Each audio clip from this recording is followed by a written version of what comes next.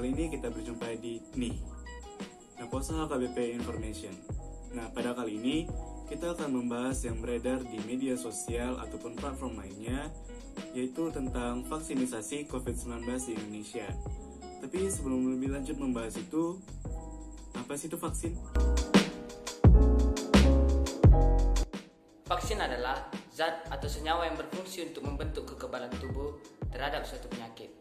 Kandungan vaksin dapat berupa bakteri atau virus yang telah dilemahkan atau dimatikan.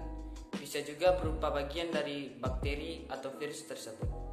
Vaksin dapat diberikan dalam bentuk suntikan, tetes minum, atau melalui uap. Berarti vaksin dan imunisasi itu sama dong? Tidak. Imunisasi merupakan proses pembentukan zat kekekalan tubuh atau yang disebut juga dengan antibodi terhadap suatu penyakit tertentu setelah divaksinisasi. Nah, untuk pembentukan antibodi tersebut, maka seseorang harus diberi vaksin terlebih dahulu sesuai dengan dosis yang telah dianjurkan dan jadwal yang telah ditetapkan. Nah, untuk jadwal vaksinisasi tersebut tergantung dengan jenis vaksin apa nih yang mau diberi dan bagaimana dengan kondisi kesehatan orang yang akan diberi vaksin tersebut. Manfaat pemberian vaksin adalah mencegah penularan penyakit, terutama penyakit infeksi. Karena vaksin membuat tubuh mengenali bakteri atau virus penyebab penyakit, sehingga bisa lebih cepat dapat memberikan perlawanan. Bila Anda sudah mendapat jadwal vaksinisasi COVID-19, sebaiknya lakukan vaksinisasi sesuai jadwal. Tidak hanya untuk melindungi diri sendiri, tetapi juga orang-orang di sekitar Anda. Nah, calon penerima vaksin COVID-19 ini harus memenuhi beberapa kriteria berikut. Yang pertama, tidak pernah terkonfirmasi menderita penyakit COVID-19, suhu tubuh di bawah 37,5 derajat Celcius, tekanan darah di bawah 140/90 mm rasa, tidak sedang hamil maupun menyusui, tidak mengalami gejala ISPA dalam 7 hari terakhir, dan tidak memiliki kondisi medis tertentu seperti alergi terhadap vaksin, penyakit ginjal, penyakit jantung, kelainan darah, ataupun gangguan pencernaan kronis.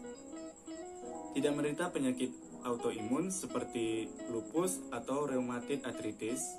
Untuk penderita diabetes mellitus tipe 2, gula darah harus tetap dalam terkontrol dan HbA1c-nya di bawah 58 mmol per mol atau 7,5%. Untuk penderita HIV, angka CD4 harus lebih dari 200. Tidak memiliki penyakit paru seperti asma, PPOK, dan TBC.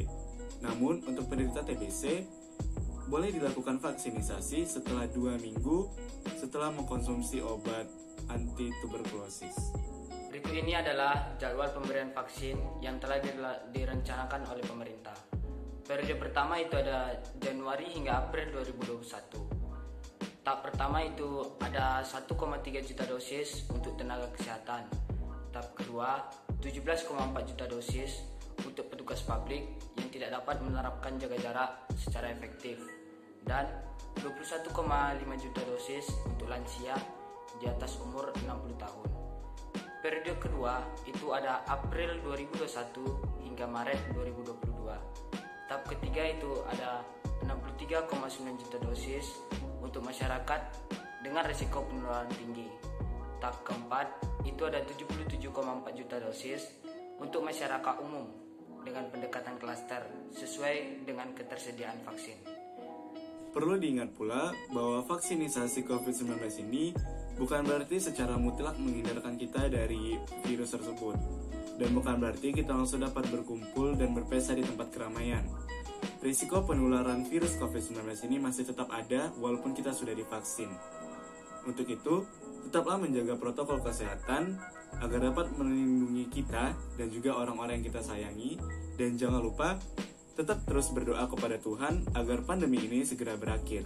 Sekianlah video NHKBP Information pada kali ini. Semoga bermanfaat, dan apabila terdapat kesalahan dalam informasi maupun bertutur kata kami mohon maaf.